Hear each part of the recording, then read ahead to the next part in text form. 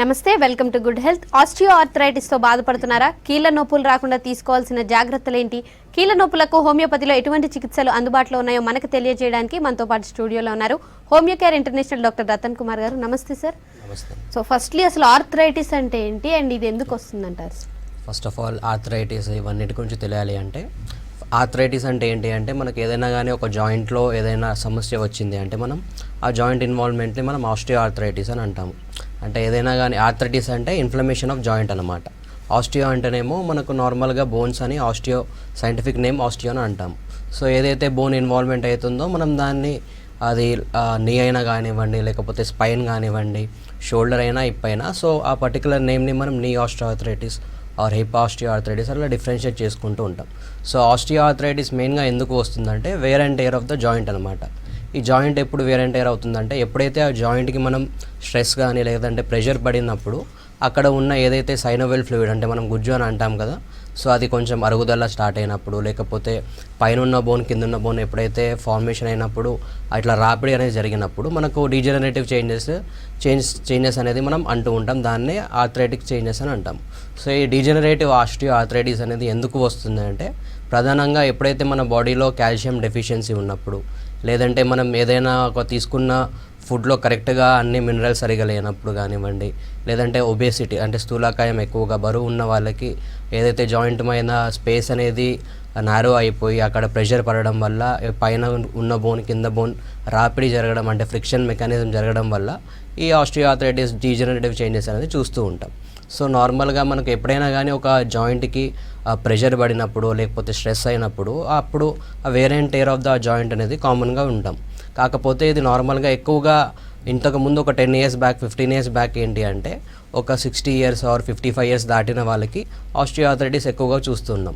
కాకపోతే ఇప్పుడు ఏంటి అంటే ప్రతి చిన్న పిల్లల్లో కూడా మనము ఈ డీజనరేటివ్ చేంజెస్ అనేది చూస్తున్నాం. ఎందుకు అంటే వాళ్ళు తీసుకున్న మీల్లో కరెక్ట్గా పోషకాలు సరిగ్గా లేకపోవడం కానివ్వండి, లేదంటే తింటున్న ఫుడ్లో కాల్షియం సరిగ్గా లేకపోవడము, లేదంటే ఒబేసిటీ ఎక్కువగా ఉన్నవాళ్ళు, అండ్ ఏదైతే ఆ జాయింట్కి ఎక్కువగా స్ట్రెస్ పడినా ఇప్పుడు చిన్నపిల్లలు చూస్తూ ఉంటాం వాళ్ళ బ్యాగ్లో కూడా చాలా 5 kgs దాకా వెయిట్ మోయడము, 10 kgs దాకా వెయిట్ మోయడము, అదంతా స్పైన్ పైన బరువు అనేది పడేసరికి అక్కడ ఉన్న డీజనరేషన్ ప్రాసెస్ అనేది స్టార్ట్ అవుతుంది. సో వాళ్ళకి కూడా మనకి ఆస్టియో ఆర్థరైటిస్ చేంజెస్ రావడము ఇవన్నీ కామన్గా చూస్తున్నాం అనమాట. అండ్ అంటే ఆర్థరైటిస్ ఎక్కువగా ఆడవాళ్ళలో వస్తుంది అని కూడా ఒక ఇది ఉంటుంది. సో ఇలా ఎవరిలో ఎక్కువగా ఆస్టియో ఆర్థరైటిస్ కనిపించే అవకాశాలు ఉన్నాయంట? నార్మల్గా ఏంటి అంటే 60% ఆఫ్ ద కేసెస్ అన్ని ఫీమేల్లో చూస్తాం. ఎందుకు అంటే ఫీమేల్స్లో ఏమవుతుందంటే ఎప్పుడైతే వాళ్ళు మెనోపాజ్ స్టేజ్ అని అంటాం కదా, వాళ్ళ పీరియడ్స్ అనేవి ఎప్పుడైతే స్టాప్ అయిపోతాయో అప్పుడు వాళ్ళకి డ్రాస్టిక్గా కాల్షియం లెవెల్స్ అనేది తక్కువ అయిపోవడము, లేకపోతే ఏదైనా హార్మోనల్ చేంజెస్ ఇంబ్యాలెన్స్ అయిపోయి వాళ్ళకి ఏదైతే ఆ జాయింట్ ఇన్వాల్వ్మెంట్ ఉందో ఆ ఫంక్షన్ అనేది తగ్గిపోయి అక్కడ ఉన్న సైనోవెల్ ఫ్లూయిడ్ తక్కువ అవ్వడం వల్ల వాళ్ళకి ఎక్కువగా ఇలాంటి డీజనరేటివ్ చేంజెస్ అనేది వస్తూ ఉంటుంది. సో మనం 60% ఆఫ్ ద కేసెస్ ఫీమేల్లో చూసుకుంటాం అండ్ ఆల్సో 40% మేల్లో కూడా చూసుకుంటాం.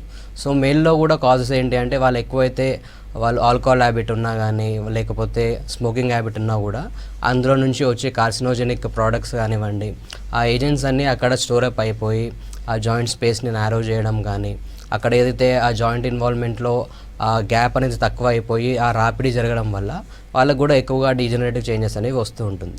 సో నార్మల్గా ఫీమేల్స్లో ఇంకా ఎక్కువగా ఎందుకు వస్తుందంటే వాళ్ళకి కాన్స్టెంట్గా నిలబడి వర్క్ చేయడం, హౌస్ వైఫ్లో చూసుకుంటే కంటిన్యూస్గా నిల్చొని వర్క్ చేస్తూ ఉంటారు కాబట్టి అక్కడ ఎక్కువగా ప్రెషర్ ఆర్ స్ట్రెస్ రావడం వల్ల సో ఇలాంటి పెయిన్ రావడము అండ్ ఆల్సో స్వెల్లింగ్ రావడము, ఆ జాయింట్ స్టిఫ్నెస్ అనిపించడం ఇవన్నీ కామన్గా చూస్తూ ఉంటాం. అండ్ ఆల్సో ఇవాళ రేపు ఏజ్ అనేది ఫ్యాక్టర్ లేకుండా అయిపోయింది. సో అప్పుడు చెప్పిన విధంగా ఏంటి అంటే 55+ వచ్చేవాళ్ళు, కాకపోతే ఇప్పుడు ఏంటి అంటే క్లినిక్కి 20 years మేల్స్ ఆర్ ఫీమేల్స్ కానివ్వండి మోకాలు నొప్పులు వస్తున్నాయి అవన్నీ చెప్తూ ఉంటారు. సో నార్మల్గా మనం ఏజ్ ఫ్యాక్టర్లో మనం డిఫరెన్షియేట్ చేసుకోవాల్సింది ఈ ఆర్థరైటిస్లో డిఫరెన్స్ ఏముంటుంది అంటే రుమటాయిడ్ ఆర్థరైటిస్ అయినా కావచ్చు, ఆస్టియో ఆర్థరైటిస్ అయినా కావచ్చు, ఈవెన్ గౌటీ ఆర్థరైటిస్ అని ఇవన్నీ సోరియాటిక్ ఆర్థరైటిస్ చాలా రకాలుగా ఉంటాయి. కాకపోతే మనం డిఫరెన్షియేట్ చేసుకోవాలి అంటే ఈ ఆస్టియో ఆర్థరైటిస్ అండ్ వేరే దానికి డిఫరెన్స్ ఏముంటుంది అంటే మనం ఎప్పుడైతే బోన్ డెన్సిటీ టెస్ట్ చేసినప్పుడు వాళ్ళకి కాల్షియం లెవెల్స్ డ్రాప్ అవుట్ అవ్వడము, లేదంటే వాళ్ళకి ఒబేసిటీ ఉన్నవాళ్ళు ఇవన్నీ కామన్గా చూస్తాం. అదే మనకు వేరే లైక్ రుమటాయిడ్ ఆర్థరైటిస్ కానివ్వండి, గౌటీ ఆర్థరైటిస్ కానివ్వండి, వాళ్ళకి ఏంటి అంటే ఇన్వెస్టిగేషన్స్ ఫైండింగ్స్లో కొన్ని డిఫరెన్సెస్ ఉంటాయి. సో ఎప్పుడైతే రుమటాయిడ్ ఆర్థరైటిస్ వాళ్ళకి ఏంటి అంటే ఆర్ఏ ఫ్యాక్టర్ అని ఒక టెస్ట్ ఉంటుందన్నమాట. ఈ ఆర్ఏ ఫ్యాక్టర్ పాజిటివ్ ఉంటే వాళ్ళకి రుమటైడ్ ఆర్థరైటిస్ అని మనం కన్సిడర్ చేసుకోవచ్చు. అండ్ ఆల్సో గౌటీ ఆర్థరైటిస్లో ఏంటి అంటే వాళ్ళకి గౌట్ అంటే ఏంటి అంటే మన బాడీలో యూరిక్ యాసిడ్ లెవెల్స్ ఎప్పుడైతే పెరుగుతుందో ఆ యూరిక్ యాసిడ్ లెవెల్స్ పెరిగినప్పుడు ఆ క్రిస్టల్స్ అనేటివి మోనోసోడియం యూరేట్ క్రిస్టల్స్ అని అంటాము. ఆ క్రిస్టల్స్ అని మనకు జాయింట్లో ఫ్లేరప్ అయిపోయి అక్కడ జాయింట్ పెయిన్ రావడము, లేకపోతే ఉన్న జాయింట్ యొక్క ఫంక్షనింగ్ అనేది అబ్నార్మల్గా చేయడము, ఇవన్నీ గౌటీ ఆర్థరైటిస్లో చూస్తూ ఉంటాం. అండ్ ఆల్సో సోరియాటిక్ ఆర్థరైటిస్, ఇది ఏంటి అంటే కాంప్లికేషన్స్ ఆఫ్ సోరియాసిస్ అనమాట. సోరియాసిస్ అండ్ రుమటైడ్ ఆర్థరైటిస్ ఈ రెండు కూడా ఆటో ఇమ్యూన్ డిజార్డర్స్ అని అంటూ ఉంటాం. ఈ ఆటో ఇమ్యూన్ డిజార్డర్ అంటే ఏంటి అంటే మనకు నార్మల్గా ఇమ్యూన్ సిస్టమ్ అంటే రోగనిరోధక శక్తి అందరికీ కామన్గా ఉంటుంది. సో ఈ ఇమ్యూన్ సిస్టమ్ ఎప్పుడైతే మన బాడీకి అగెయిన్స్ట్గా యాక్ట్ అవుతుందో మనం దాన్ని ఆటో ఇమ్యూన్ డిజీజ్ అని అంటాము. అంటే మన ఓన్ బాడీ పార్ట్నే అది ఫారెన్ బాడీ లాగా కన్వర్ట్ చేసుకుంటుంది. సో దానికి అగెయిన్స్ట్గా యాంటీబాడీస్ అనేది మన బాడీలో ఫ్లేరప్ అయిపోవడం పెరగడం వల్ల మనకు ఈ ఆర్ఏ ఫ్యాక్టర్ పాజిటివ్ అనిపించడము అండ్ ఆల్సో ఏఎన్ఏ ప్రొఫైల్ అని అంటాము. ఇవి కూడా పాజిటివ్గా ఉంటే వాళ్ళని మనం ఆటో ఇమ్యూన్ డిజార్డర్స్కి కన్సిడర్ చేసుకోవచ్చు. సో ఎప్పుడైతే ఈ రుమటైడ్ ఆర్థరైటిస్ అయినా కానివ్వండి, సోరియాటిక్ ఆర్థరైటిస్ కానివ్వండి, ఇవన్నీ లైఫ్ థ్రెటనింగ్ ఉంటుంది. ఎందుకంటే నాట్ ఓన్లీ వాళ్ళకి రుమటైడ్ ఆర్థరైటిస్లో ఓన్లీ బోన్ ఇన్వాల్వ్మెంటే కాకుండా మల్టిపుల్ రుమటైడ్ ఆర్థరైటిస్ అంటే మల్టీ సిస్టమిక్ డిజీజ్ అని అంటాము. అంటే నాట్ ఓన్లీ స్పెసిఫిక్ టు జాయింటే కానీ అంటే లంగ్స్కి కూడా ఎఫెక్ట్ అయ్యే ఛాన్సెస్ ఉంటుంది, కిడ్నీస్ అండ్ హార్ట్కి కూడా ఎఫెక్ట్ అవుతాయి. కాబట్టి మనం మల్టీ సిస్టమిక్ డిజీజ్ అని అంటూ ఉంటాం అన్నమాట. అండ్ అంటే ఆస్టియో ఆర్థరైటిస్ స్టార్టింగ్లోనే కనుక కనిపెట్టి ట్రీట్మెంట్ తీసుకుంటే అంటే అంత ఎక్కువ ఇబ్బంది పెట్టే ఛాన్స్ లేదా, అండ్ స్టార్టింగ్లో కనిపెట్టొచ్చు అంటారా? ఇప్పుడు నార్మల్గా ఆస్టియో ఆర్థరైటిస్ వస్తుంది అని తెలియాలి అంటే మనకు స్టేజెస్ ఉంటాయి అన్నమాట. So depending upon the stages మనకు అది రివర్స్ అవుతుందా లేకపోతే మేనేజ్ అవుతుందా అనేది మనం చూసుకోవచ్చు. సో ఆస్టియో ఆర్థరైటిస్ ఎప్పుడైతే వచ్చిందో వాళ్ళకి జనరల్గా గ్రేడ్స్ ఉంటాయి. గ్రేడ్ ఒక 4 గ్రేడ్స్ లాగా ఉండొచ్చు. గ్రేడ్ 1లో వచ్చేసి ఏంటి అంటే వాళ్ళకి నార్మల్గా ఒక 1 అవర్ దాకా వాక్ చేసినప్పుడు మైల్డ్ పెయిన్ రావడం, ఇవన్నీ గ్రేడ్ 1లో చూస్తాం. అదే గ్రేడ్ 2లో వచ్చేసి వాళ్ళకి ఒక 10 మినిట్స్ వాక్ చేసినా కానీ అంటే నిలబడినా కానీ వాళ్ళకి పెయిన్ రావడం చూస్తాం. అదే గ్రేడ్ 3లో వచ్చేసరికి స్టెప్స్ పైన వాక్ చేయడము అంటే స్టెప్స్ క్లైంబ్ చేసేటప్పుడు పెయిన్స్ వస్తూ ఉంటాయి. అండ్ లాస్ట్ స్టేజ్లో ఏంటి అంటే వాళ్ళకు నార్మల్గా రెస్ట్ పొజిషన్లో కూడా పెయిన్స్ రావడము, ఇవన్నీ కామన్గా చూస్తాము. ఓకే సార్, కాలర్ ఉన్నారు రాజిరెడ్డి గారు. నమస్తే అండి. నమస్తే అండి. మీ సమస్య చెప్పండి సార్తో. మేడం, ఇది ఒక లెగ్ ది పెద్ద నేలు రైట్ సైడ్ వస్తుంది. ఓకే. అంటే దాదాపు 2-3 ఇయర్స్ కి సఫర్ అవుతున్నాము. ఓకే.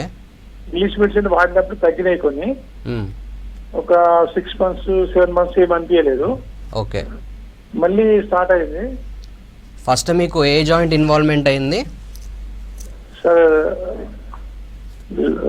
లెఫ్ట్ లెగ్ పెద్ద వేలు రైట్ సైడ్ వస్తుంది సార్. Big toe. పక్క వేలు లెఫ్ట్ సైడ్ కి వెళ్తుంది. లెఫ్ట్ సైడ్ కి వచ్చి ఫస్ట్ మళ్ళీ తర్వాత ఇంకేదైనా వేరే జాయింట్ కూడా ఎఫెక్ట్ అయిందా?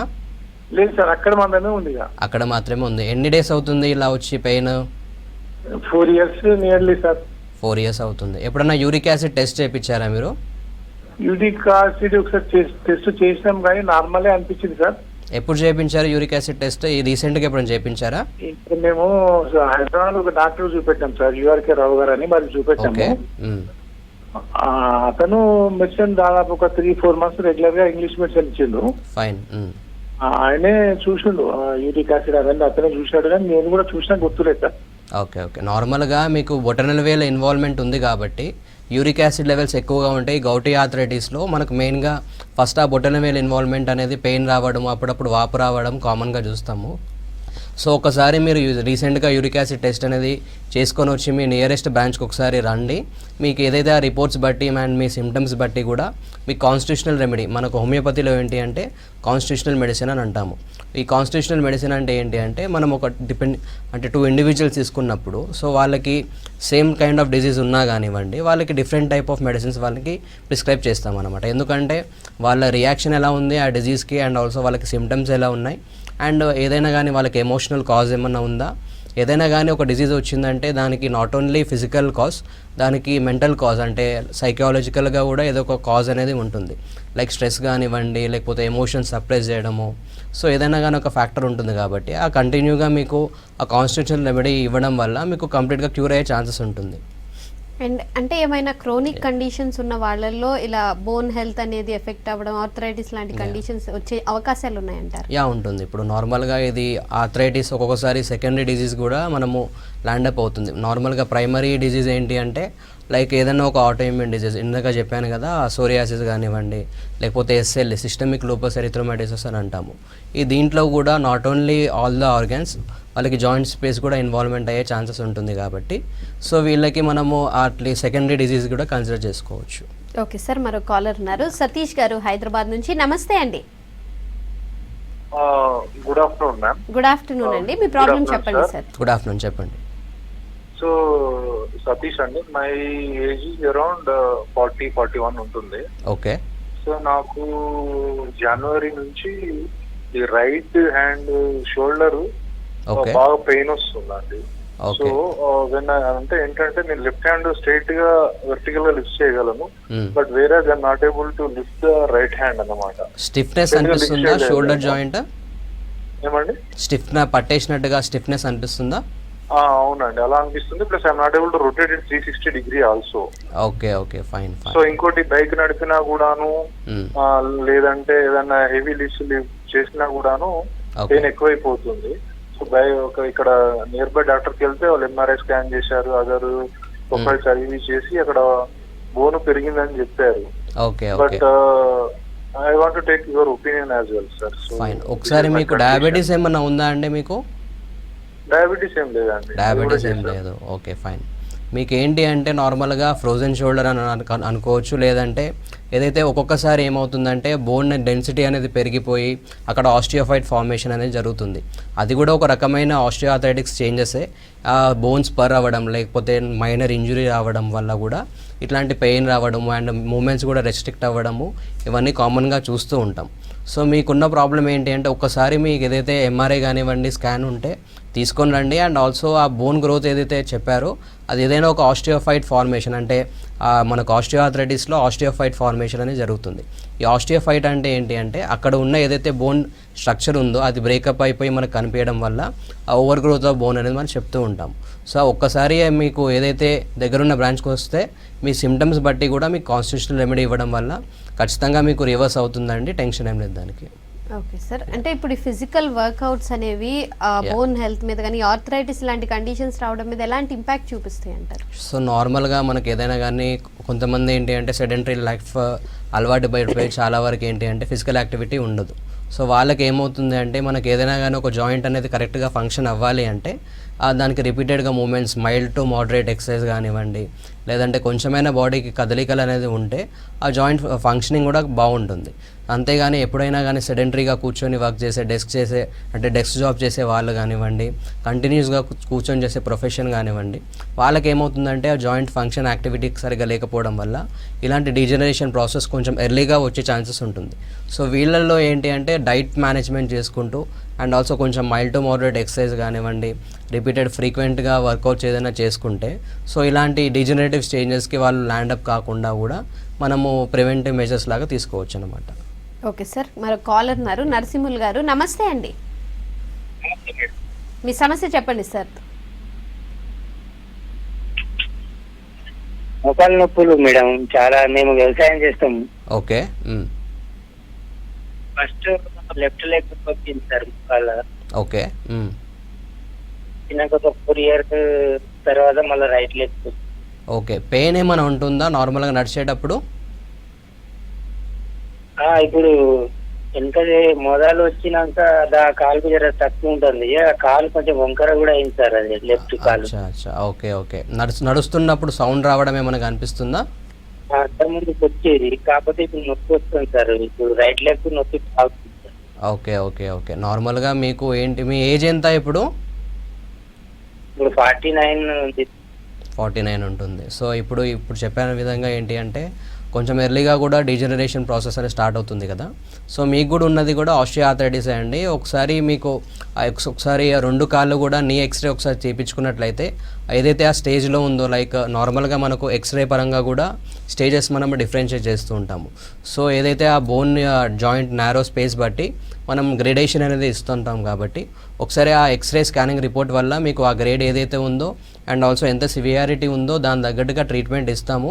అండ్ మీరు కూడా ఏంటి అంటే ఇప్పుడు ఎక్కువగా ఫార్మరింగ్ అంటే వ్యవసాయం చేస్తున్న వాళ్ళు ఎక్కువగా బెండ్ అయ్యే ఛాన్సెస్ ఎక్కువగా ఉంటుంది కాబట్టి సో లైట్గా కొంచెం మరీ ఎక్కువ కాకుండా వర్క్ని కూడా కొంచెం బ్యాలెన్స్ చేసుకుంటూ కొంచెం వర్క్ లోడ్ అనేది తగ్గించుకుంటూ అండ్ ఆల్సో మీరు కొంచెం డైట్ కూడా కరెక్ట్గా మెయింటైన్ చేస్తే ఇప్పుడు ప్రస్తుతానికి పెయిన్ అనేది తగ్గుతుంది. కాకపోతే మళ్ళీ అది కంటిన్యూగా మళ్ళీ రాకుండా ఉండాలంటే హోమియోపతిలో మీకు కంటిన్యూస్గా ట్రీట్మెంట్ అనేది ఉంటుంది. మీ డిపెండింగ్ అపాన్ స్టేజ్ అనేది మీ కోర్స్ అనేది ఉంటుంది. సో అండ్ ఆల్సో మీకు ఒక డైట్ చార్ట్ కూడా మెన్షన్ చేస్తాము. ఆ డైట్ చార్ట్ అండ్ రెండు ట్రీట్మెంట్ అనేది కంటిన్యూగా ఫాలో అవుతే మీకు కంప్లీట్గా రివర్స్ చేసే ఛాన్సెస్ ఉంటుందన్నమాట. ఓకే సార్, అంటే ఇప్పుడు చిన్న పిల్లల్లో ఈ మధ్య కాలంలో ఎక్కువగా చూస్తున్నాము ఆర్థరైటిస్ లాంటి కండిషన్స్, కానీ బోన్ హెల్త్కి సంబంధించి చాలా ప్రాబ్లమ్స్ వస్తున్నాయి. అంటే చిన్న ఏజ్లో వచ్చినవి మళ్ళీ నార్మల్ అయ్యే ఛాన్సెస్ ఉంటాయా? లైఫ్ లాంగ్ వాళ్ళు అలాగే ఇబ్బంది పడాలా, లేదా జస్ట్ ప్రోగ్రెస్ అవ్వకుండా కంట్రోల్ చేయగలుగుతారండి? ఇప్పుడు చిన్నపిల్లల్లో ఏంటి అంటే కొంతమందికి పుట్టినప్పటి నుంచే బోన్ డెన్సిటీ అనేది తక్కువగా ఉండి అంటే పుట్టడం అనేది జరుగుతూ ఉంటుంది. సో వాళ్ళల్లో ఏంటి అంటే హెరిడిటరీ కాజ్ అని అంటాము. సో ఎవరికైతే వాళ్ళ మదర్కి కానివ్వండి, ఫాదర్కి కానివ్వండి, వాళ్ళ ఆఫ్ స్ప్రింగ్కి అంటే వాళ్ళ పిల్లలకి ఇట్లాంటి డెన్సిటీ తక్కువ ఉన్న కండిషన్కి వచ్చే ఛాన్సెస్ ఉంటాయి కాబట్టి సో వాళ్ళ పేరెంట్స్కి కూడా వాళ్ళు ప్రెగ్నెన్సీ టైంలో కూడా వాళ్ళు కొంచెం డైట్ అనేది కరెక్ట్గా మెయింటైన్ చేసుకుంటూ వాళ్ళకి కంప్లీట్ న్యూట్రిషన్ ఉన్న ఫుడ్ అనేది మెయింటైన్ చేస్తే సో వాళ్ళకి ఇలాంటి డిజనరేటివ్ చేంజెస్ అనేవి వాళ్ళ పిల్లలకి రాకుండా మనము జాగ్రత్తలు తీసుకోవచ్చు అన్నమాట. సో ఎవరికైనా వాళ్ళు ఒకసారి ల్యాండప్ అయినా కానీ ఇలాంటి డిజనరేటివ్ ప్రాసెస్ని రివర్స్ చేయాలి అంటే నాట్ ఓన్లీ వాళ్ళకి ట్రీట్మెంట్, వాళ్ళకి మేనేజ్మెంట్ కూడా ఖచ్చితంగా అవసరం. అండ్ ఆల్సో వాళ్ళకి ఫిజికల్ యాక్టివిటీ కరెక్ట్గా మెయింటైన్ చేస్తూ న్యూట్రిషన్ కరెక్ట్గా ఉన్న ఫుడ్ అనేది మెయింటైన్ చేస్తే రివర్స్ అవుతుందండి ఏ కండిషన్ అయినా. ఓకే సార్, మరో కాలర్ ఉన్నారు, అష్రఫ్ గారు సంగారెడ్డి నుంచి. నమస్తే అండి. నమస్తే మేడం. మీ సమస్య ఏంటో సార్తో చెప్పండి. మా సమస్య అంటే మా అమ్మకు 55 సంవత్సరాల వయసు ఉంటుంది. ఓకే. అంటే నడుములో ఇక్కడ గ్యాప్ వచ్చిందని చెప్పినారు సార్. అచ్చా ఓకే. మీకు నడవడానికి కూర్చోడానికి చాలా ఇబ్బంది అవుతుంది. ఓకే. అది పెయిన్ చాలా ఉంది, తగ్గడం లేదు. ఓకే. నార్మల్గా కాళ్ళు చేతులు తిమ్మిర్లు ఏమైనా వస్తూ ఉంటాయా? అప్పుడప్పుడు తిమ్మిర్లు వస్తుంటాయి సార్. తిమ్మిర్లు వస్తుంటాయని చెప్పారు. సో మీకు ఏంటి అంటే వర్టిబుల్ కాలం అంటాం, స్పైన్ అని అంటాం కదా. ఆ స్పైన్లో ఏదైతే మనకు వర్టిబ్రా మధ్యలో డిస్క్ అనేది ఉంటుంది, ఆ డిస్క్ కంప్రెషన్ ఆర్ నారో అయిపోవడం వల్ల కూడా ఇట్లాంటి మనకు స్పాండిలోసిస్ చేంజెస్ అని అంటాము. సో మీకు నడుము దగ్గర వచ్చిందంటే లంబార్ స్పాండిలోసిస్ అని అంటాము. సో దానికి కూడా ట్రీట్మెంట్ అనేది ఉంటుంది. కాకపోతే మీరు కొంచెం ఓవర్గా బెండ్ అవ్వడము, లేకపోతే వెయిట్ లిఫ్టింగ్ చేయడము, ఇవన్నీ కంప్లీట్గా కొంచెం అవాయిడ్ చేసుకుంటూ ట్రీట్మెంట్ అనేది ఇస్తాము. సో మీకు కంప్లీట్గా ఈ స్పాండిలోసిస్ చేంజెస్ని కూడా మనం రివర్స్ చేసుకోవచ్చు అనమాట. ఓకే సార్, మరో కాలర్ ఉన్నారు, దేవేందర్ గారు ఖమ్మం నుంచి. నమస్తే అండి. నమస్తే మేడం. మీ ప్రాబ్లం చెప్పండి సార్తో. సార్ తోటి మాట్లాడాలి మేడం. సార్తో చెప్పండి. Sir good afternoon sir. Good afternoon, చెప్పండి సార్. మాకు ఆర్థరైటిస్ ప్రాబ్లం వచ్చి 4 years అయింది సార్. ఓకే. న్యూట్రిషన్ తీసుకుంటే తక్కువైంది కొంచెం. ఇప్పుడు ఓకే. మా కోడలు ఒక అమ్మాయికి ఆర్థరైటిస్ ప్రాబ్లం అని చెప్పారు. ఇప్పుడు ఆర్థరైటిస్ ప్రాబ్లం అని. సిమ్టమ్స్ ఏమున్నాయి ఇప్పుడు? ఎట్లా ప్రాబ్లం ఉందని అంటున్నారు ఖమ్మంలో మా కోడలికి. ఓకే పర్లేదు. మీకు ఆస్టియో ఆర్థరైటిసే ఉంది అంటున్నారు కాబట్టి ఒకసారి ఏదైతే ఎంఆర్ఐ కానివ్వండి, స్కాన్ కానివ్వండి తీసుకొని రండి. సో మీకు ఎలాంటి ఆస్టియో ఆర్థరైటిస్ ఏ స్టేజ్లో ఉందో so depending upon the severity మీకు ట్రీట్మెంట్ అనేది ఇస్తాము. సో కంప్లీట్గా మీరు డైట్లో కూడా కొంచెం చేంజెస్ చేసుకుంటూ ట్రీట్మెంట్ అనేది యూజ్ చేస్తే సో మీకు ఆ పెయిన్ కానీ అది మేనేజ్ చేసుకోవడానికి ఛాన్సెస్ ఉంటుందన్నమాట. ఓకే సార్, అంటే ఇప్పుడు చిన్న పిల్లల్లో వచ్చే ఆస్టియో ఆర్థరైటిస్ కానీ పెద్దవాళ్ళలో వచ్చేదానికి కానీ ట్రీట్మెంట్ సేమ్గానే ఉంటుందంటారా, లేదా డిఫరెన్స్ ఏమన్నా ఉంటుందా? సో హోమియోపతి ఏంటి అంటే ఇది డిపెండ్స్ అపాన్ ద ఇమ్యూనిటీ అన్నమాట. సో నార్మల్గా చిన్నపిల్లలకి నార్మల్గా ఇమ్యూనిటీ ఎక్కువగానే ఉంటుంది. సో వాళ్ళకి అండ్ ఆల్సో ఎల్డర్లీ ఏజెస్ వాళ్ళకి ట్రీట్మెంట్ పరంగా డిఫరెన్స్ అనేది ఉంటుందన్నమాట. సో వాళ్ళకి చెప్పాను కదా, హోమియోపతి అంటే కాన్స్టిట్యూషనల్ మెడిసిన్ అని అంటాము. ఈ కాన్స్టిట్యూషనల్ మెడిసిన్ ఏంటి అంటే డిపెండింగ్ అపాన్ ద ఇండివిజువల్ వాళ్ళకి రియాక్షన్ ఎలా ఉంది అండ్ ఆల్సో కాజేషన్ ఎలా ఉంది, అది మనకు నార్మల్గా కాజ్ అనేది రిమూవ్ చేస్తేనే వాళ్ళకి కంప్లీట్గా క్లియర్ అయ్యే ఛాన్సెస్ ఉంటుంది. కాబట్టి సో వాళ్ళకి కూడా ఎట్లా వచ్చింది అండ్ ఆల్సో వాళ్ళ హెరిడిటరీ కాజ్ ఏమన్నా ఉందా అది ఫైండ్ అవుట్ చేయాలి ఫస్ట్. అది ఫైండ్ అవుట్ చేసి వాళ్ళకి రెమెడీ ఇస్తే క్యూర్ అవుతుంది 100%గా. ఓకే సార్, మరో కాలర్ ఉన్నారు, మహేష్ గారు. నమస్తే అండి. నమస్కారం మేడం. మీ ప్రాబ్లం చెప్పండి సార్తో. ఏం లేదు, మా మిసెస్ కు ఒక 15 years నుంచి కొద్దిగా ప్రాబ్లం ఉంది madam. Knee joint. Okay. Knee joints pain ఉంది, బాగా నొప్పుంది. She working as a teacher.